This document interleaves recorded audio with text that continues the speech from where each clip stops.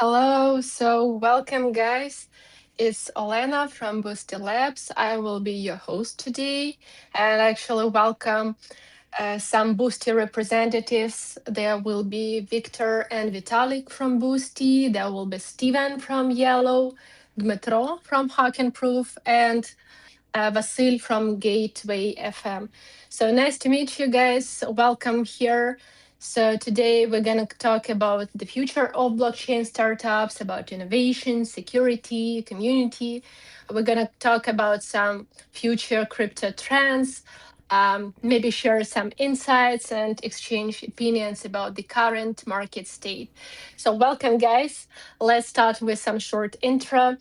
Um, I'll be glad if you can give some introduction about yourself, just what are you doing in your project, about your project itself, and actually what makes it special in the industry. Vitalik, I think that we can start from you since we're hosting this space, so we'll be glad to start with you. Yes, thank you, Lena. Nice to meet you guys. I'm Vitalik. I'm the deputy CEO of Boosty Labs.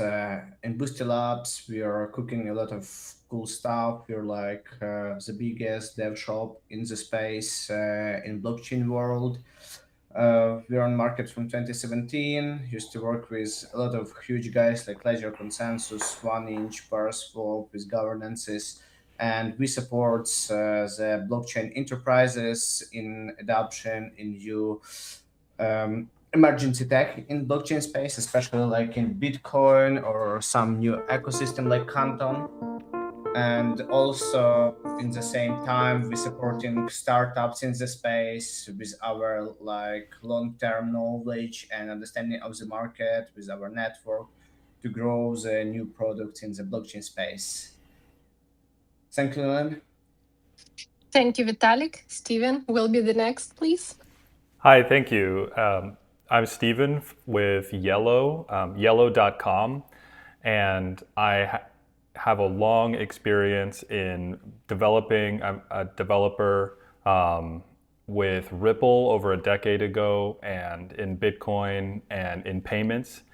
And I'm here to teach people how to use the Yellow technology to build Web3 applications that are targeted toward really high end, fast user experience, and bringing the adoption of Web3 and digital assets to more traditional applications that people are used to in the old web. And I'm very happy to be here, and thanks for having me. Thank you, Steven, and welcome, Dmytro. Hello, everyone. I'm Dmytro, and I'm currently trying to build a strong community in cybersecurity. And I have experience around 15 years in cryptography and in cybersecurity sphere. And I'm CEO of HackenProof, which is a Web3 crowdsource platform where we actually hosting bug bounties, crowdsource audits, and other kind of activities for Web3 and for Web2 market as well.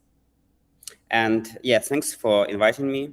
Always pleasure to be in such great team and talk about everything. Thank you, Dmytro. So last but not least, Vasyl, will you talk about yourself and about your project?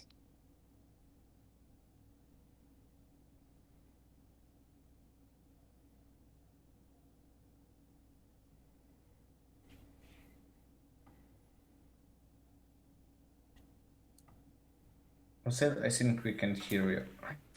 Yeah, so it is the problem on my side.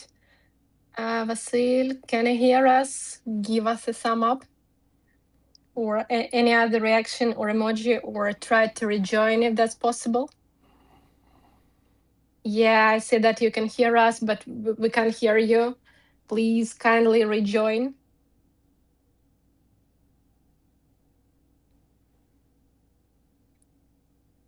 So while we're waiting for Vasyl to join, yeah, I see you here.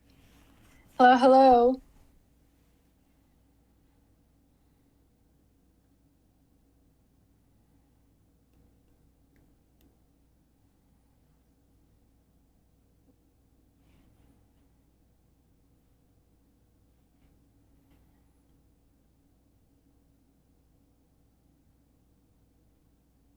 I always knew that we have a space for improvements in Twitter space. So Exactly. If this someone is created, yes, space without any tech problems is not a Twitter space.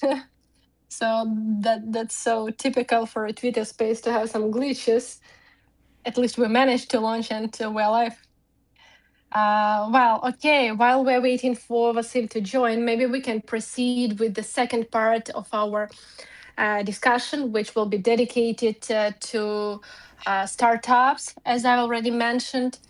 So I think that we can start with Steven. Steven, what's the most surprising and actually unobvious lesson that you've learned while building or supporting a blockchain startup?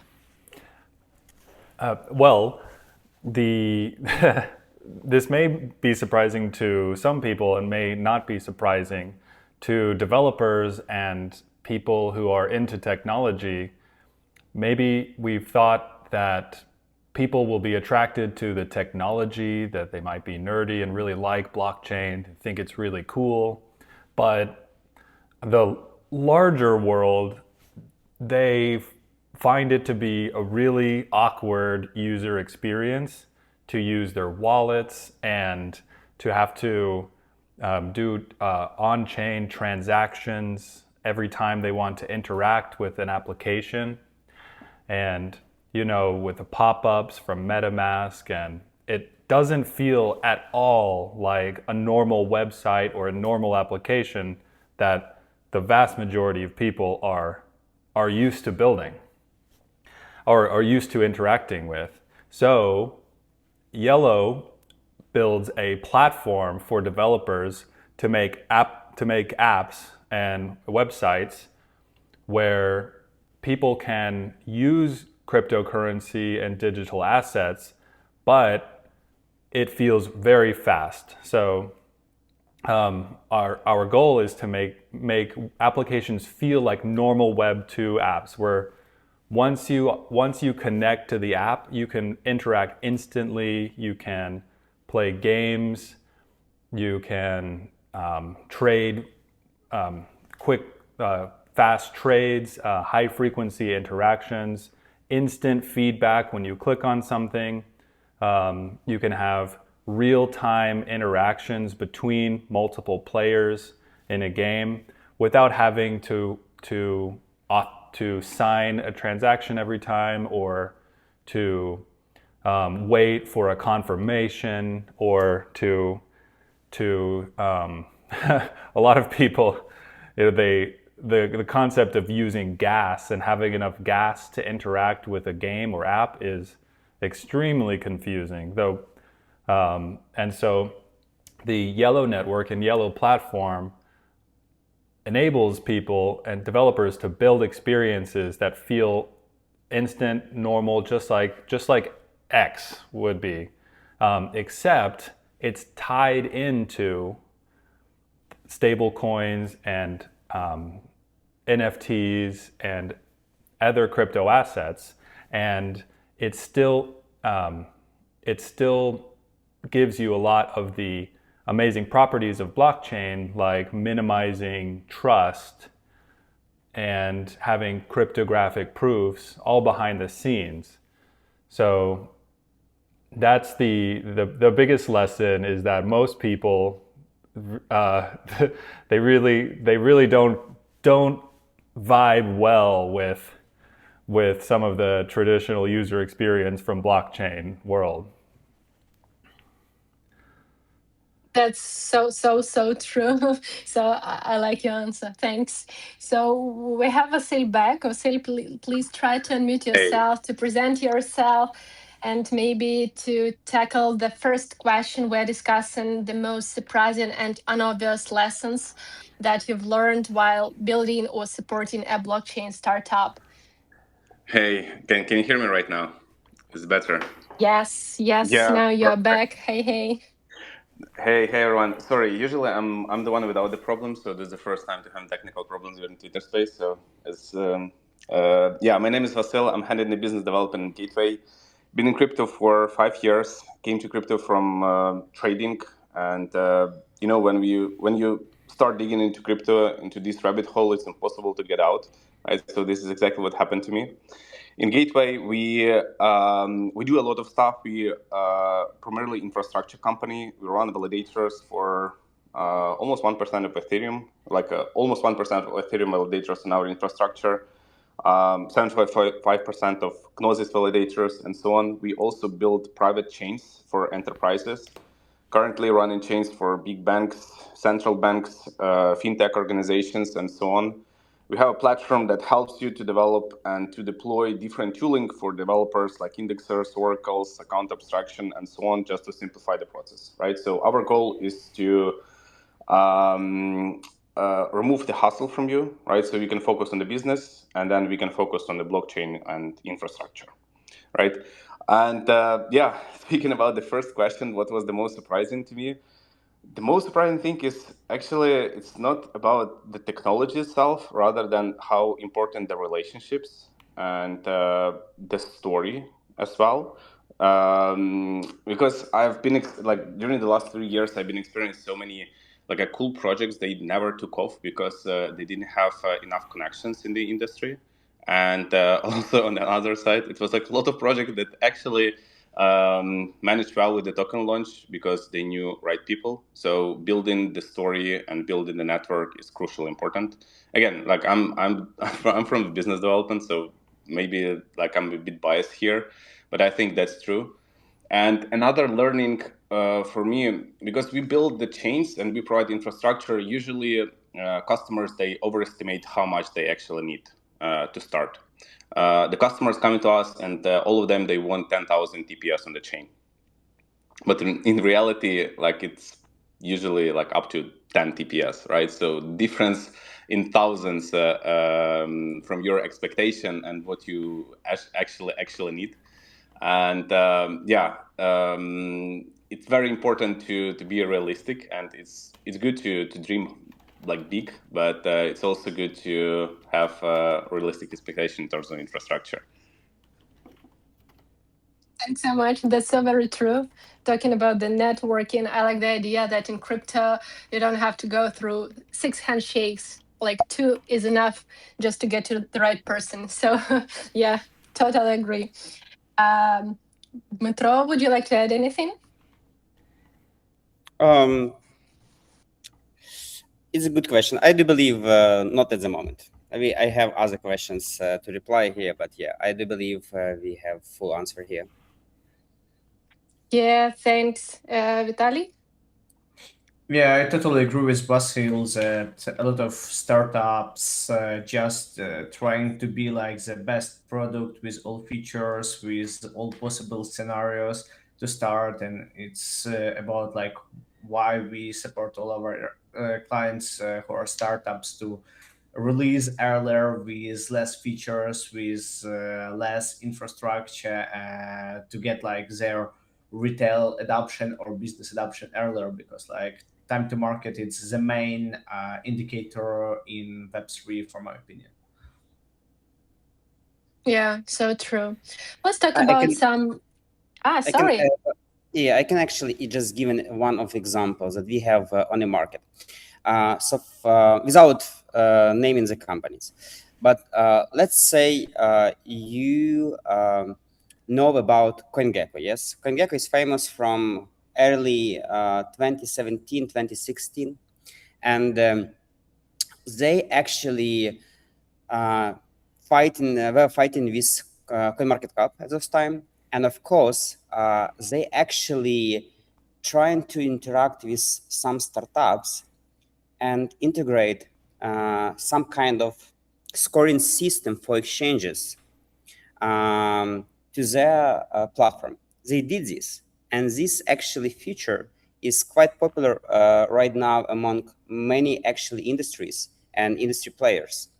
And actually, the company who actually built this scoring system, it was some kind of startup project. And while at those time, were actually a company who actually raised money and already were enterprise. But actually, they decided to go on their own. And at the end, they lost this battle. So just to add key point here, that even if you start up, try to find appropriate, I would say, partner who actually can help you to grow, and then you will see if it works or not. That's so very true. Thank you, Dmytro. Now let's talk a little bit about some emerging trends. Like we all know RWAs, DeFi, AI, cross-chain tech. So what should founders pay attention to right now? Or maybe you can just give some assumptions about some upcoming trends which will be popular in 2026. Hey, Victor, we see you here. So glad to see you come in. Maybe you will tackle this question and start this round of discussion. Sure. Hey guys, what's up? Yes, thank you for hosting this event. So what was the question? You were asking about RWA and trends for 2026, or? Yeah, exactly. Like we are talking Cool. about the startups now, about what founders should do, what projects should pay attention to, and maybe you have some ideas of what's going to be next that will be like kind of hot topic for the next year. Yeah, sure. So for next year, I think the main adoption will be crypto, not crypto, blockchain as a utility for specific use cases. Generally, crypto is scam, so we just need to understand it and accept. As a whole, most of the industry is scam, but the once you understand this, you because I'm saying it from my own perspective, because like last year I was like, oh, last 9 years I'm building all this amazing infrastructure for all these leading companies like Coinbase, Bitfinex, Ledger, and whatever. And I'm like, oh, but it is all scam. Eventually, I realized that mainly it's scam, but this industry is good for three use cases: for payments, trading, and gambling. Everything else is bullshit. So once you understand that crypto is the industry for those use cases plus scam, your life becoming easier. So and projection of a future also becoming easier.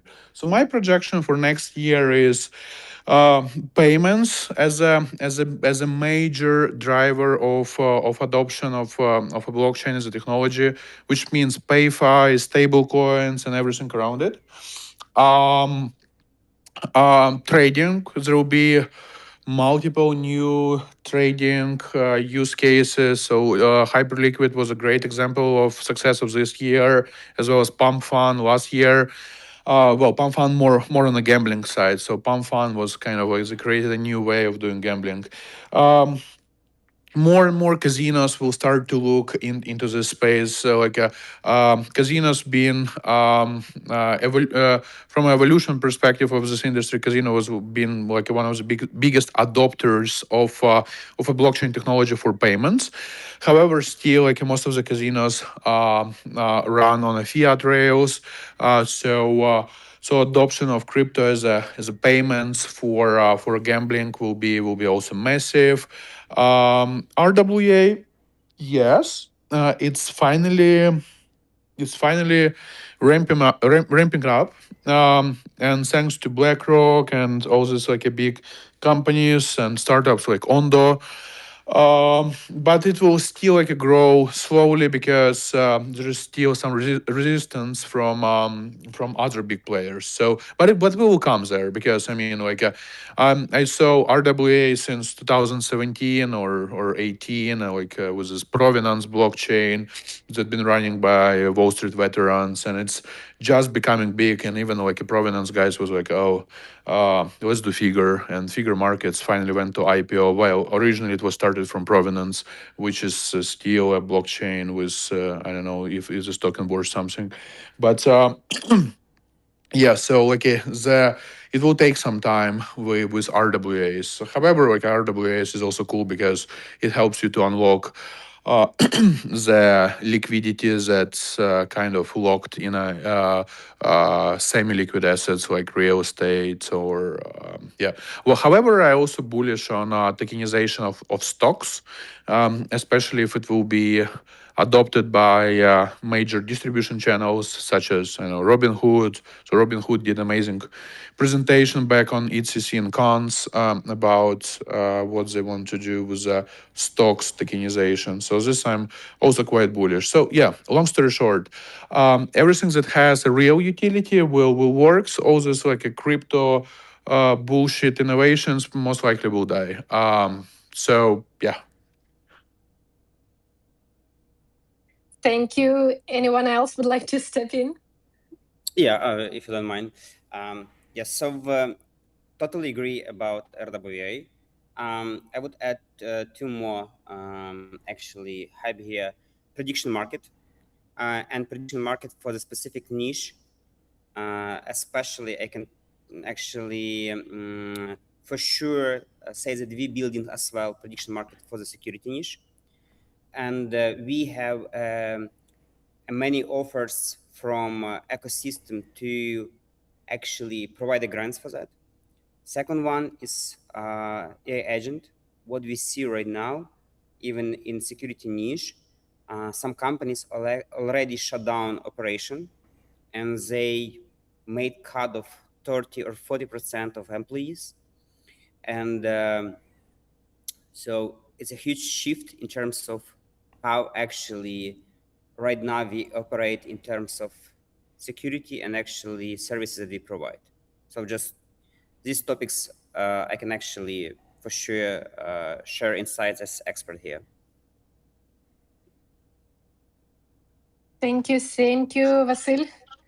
Yeah, I want to add to what Victor said about RWA. I do believe in this use case for the reason, first of all, a lot of agencies predicted that the RWA vertical will be valued on $16 trillion by 2030, which is like a 10% of global GDP, which is crazy. But it's easy to believe because, again, you can tokenize everything. You can tokenize gold, you can tokenize shares, you can tokenize luxury goods, and so on. From our perspective, as we're building infrastructure, we see that all of the enterprise use cases, like central banks and big fintechs, they follow three main narratives. Again, like getting back to what Victor said, it's RWA, payments in the form of stablecoin because of cross-border payments, and that's pretty much it. So basically, what I would put my own money in is the company that can do the bridge between this Web 2 and Web 3 finance, right? If you can bring like Web 2 money to DeFi or DeFi money to Web 2, I think that would be really cool. So, for example, like RWA vaults and so on. And there's like a lot thing that I'm also quite bullish, and I think it will make a lot of sense, is to use blockchain to control AI agents. We did very interesting POC for Microsoft where we track all of the actions of AI agent, who deployed the agent, what kind of permission it had, what kind of information it requested, did he get an approval or not, did he change anything in the data sets or not, and so on. So basically, this is the system where you control and keep the history of all interaction of AI agent on the chain, which is immutable. And you can use the information to prove that you, as a big enterprise company, you don't use AI agent and don't feed personal information there, right? So you can protect yourself against, protect yourself in the court, for example, and so on. And I think that's a very cool example. I'm not that familiar with gambling. I think it makes sense, honestly, but it's like a very kind of like a gray area. So you're trying to stay away from it, but probably it makes sense.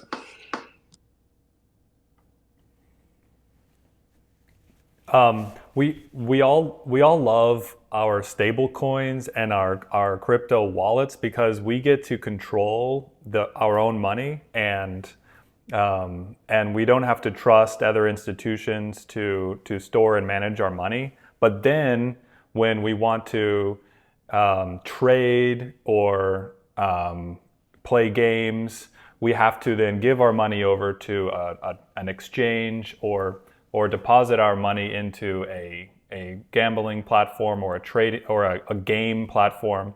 And that kind of eliminates all of the trustless nature.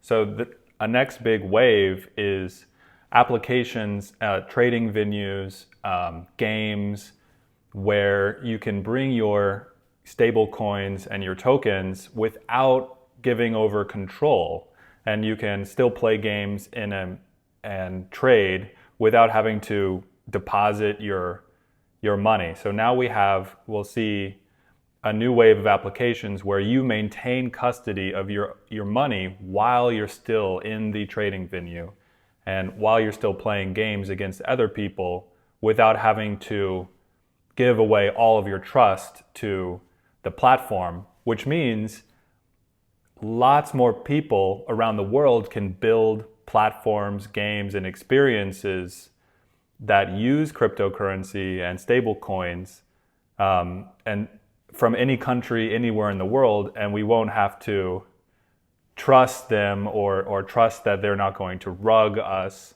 because we have new secure platforms that separate custody from applications.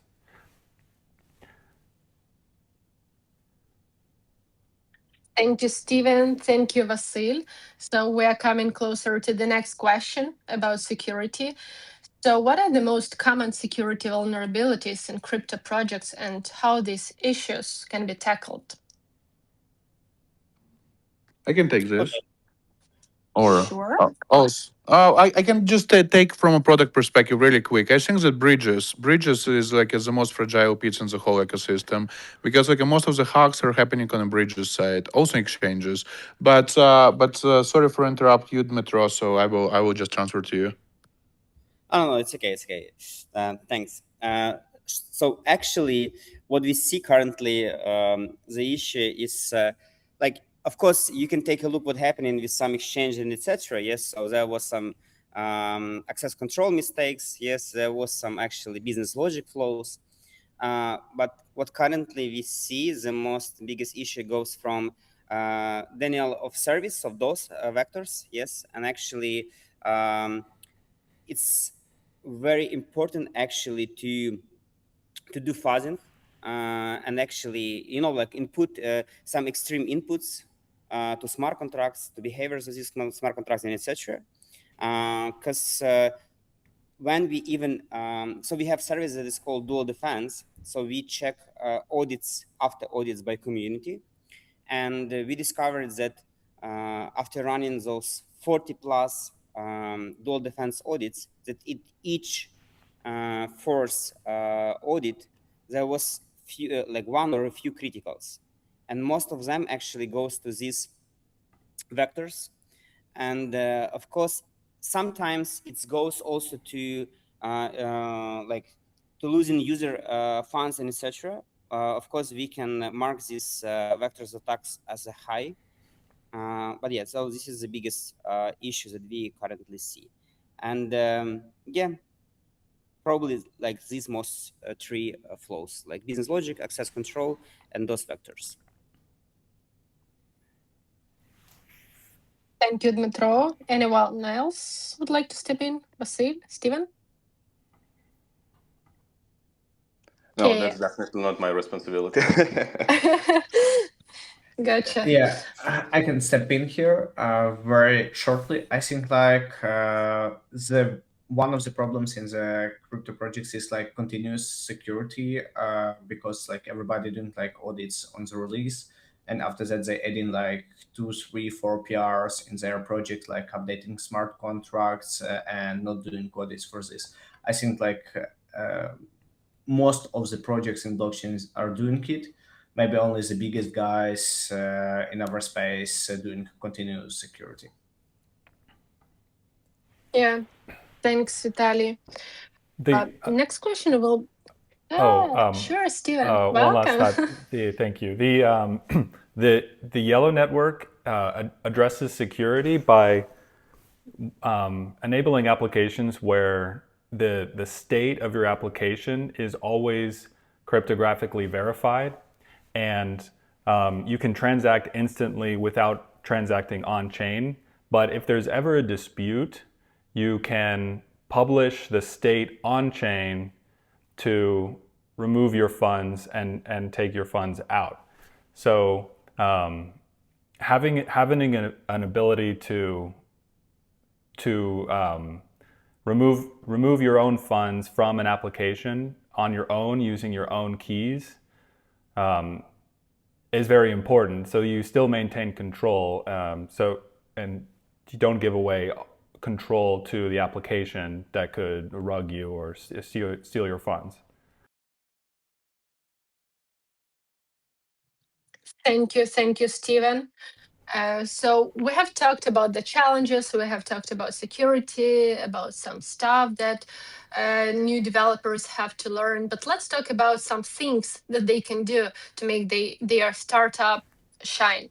So what do you think is the biggest opportunity for blockchain startups to make, let's say, real world impact in the next years? And maybe you can give some tips or pieces of advice to those who want to create a successful one, just judging from your own personal experience. If you don't mind, I Sure, would Vasyl, like to welcome. start. Yeah, because again, we are working with a lot of big companies, but also like a small startups that are just starting. And what I would suggest, if you can just make money, right? Because it feels like in crypto nobody actually cares about the revenue. And yeah, I also feel like it's actually changing, and investors, VCs, they do care about revenue. If you want your startup to stand out and shine, make sure that you have some revenue that you generate. You do not fully rely on the token launch, on the narrative, on the marketing and stuff. Just like we have to grow up and try to build the proper business. Another thing that also I don't appreciate, but it is what it is in the industry, is where the narrative goes first and then technology follows, right? So, and there are a lot of times when like we see huge promises and the companies never delivered. Again, it would be good to grow up and to actually do the announcement and yeah, it's okay to follow the narratives, but it would be good to actually confirm those narratives with the technology behind and the deliveries as well.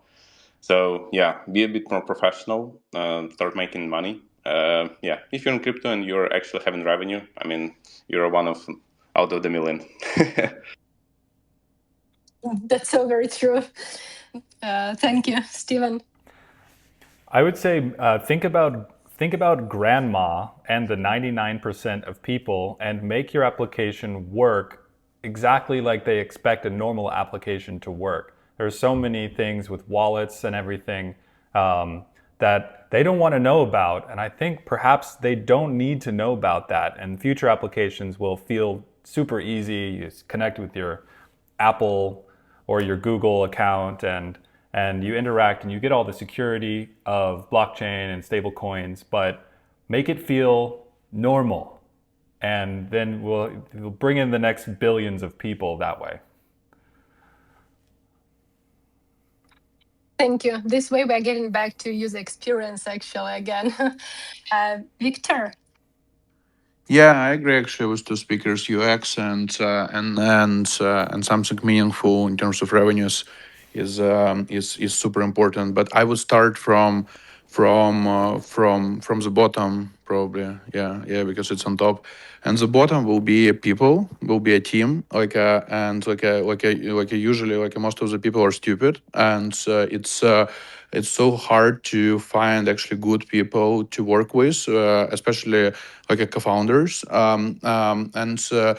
and even actually stupid people sometimes are better than smart, but it's better to have like a both, and having a good team with whom you can kickstart is number one. Everything else you can find out later. You can find a business model, you can build UX, you can hire a good agency to do one or another stuff, but without a good co-founders, I mean, what does it mean? Because it's very abstract. Like a good co-founder is all people has their strengths and weaknesses, and it's okay. Like it's you always need to grow your strengths and delegate your weaknesses. So and delegation of weaknesses between partners is number one you can do. If you're just like a good buddies who do the same stuff good, it doesn't make sense to start with this guy company, because I mean it's okay, well, now it's not a Biden time anymore, so it's like a being straight or being gay, and so it's more naturally like a to for, like, first of all, I'm DI compliant, so like don't judge. uh, so it's like if you want to like move within the rules, it's better to move kind of like organically and don't try to break those rules. And the rules is like you need to be a number one all 360. And to be number one all 360, you just cannot be it yourself. You need to have two or three people who with whom you will kickstart a company, who will have the strengths. Let's say, for if we say about 360 as a visualization, so 120 you're the best, 120 your partner is the best, and 120 is your third partner is the best. So that's how you can kind of crush the world. Uh, without great team, everything else is just not achievable.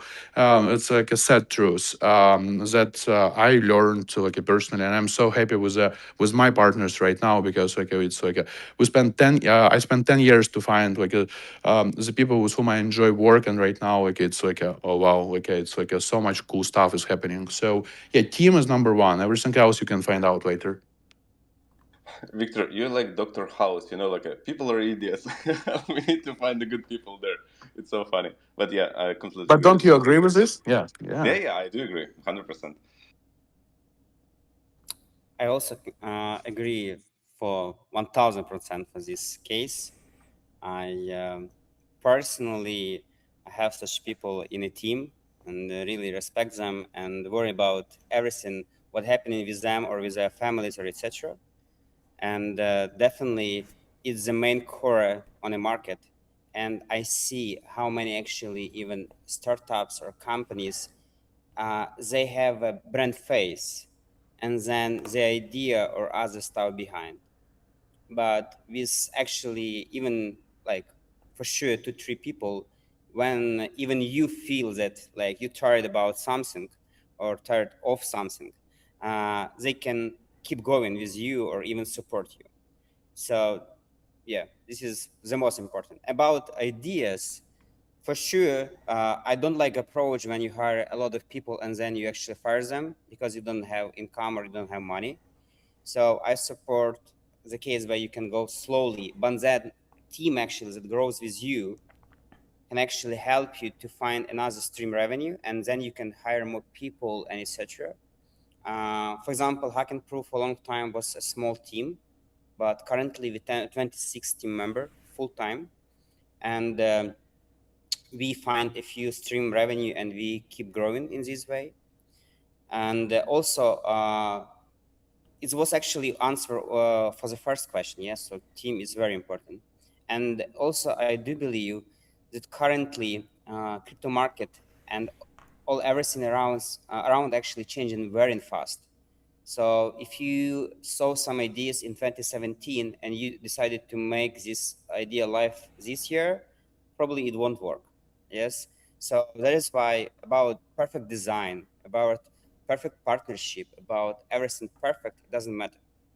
Matter how quickly you move with your best team and how fast you actually interact with community and how fast you react on changes. Thank you. Yeah, Thank you, Dmytro. I can add like that's very important. It's not fall in love in your like first version of product, because of a lot of startup builders really fall in love in their like product and don't want to uh, kill early prototypes or part of the business which not generate revenue. And doing like shifts is okay, and everybody doing already like a lot of big guys in the space, especially new AI startups, are doing shifts in their like products every quarter. and it really works good.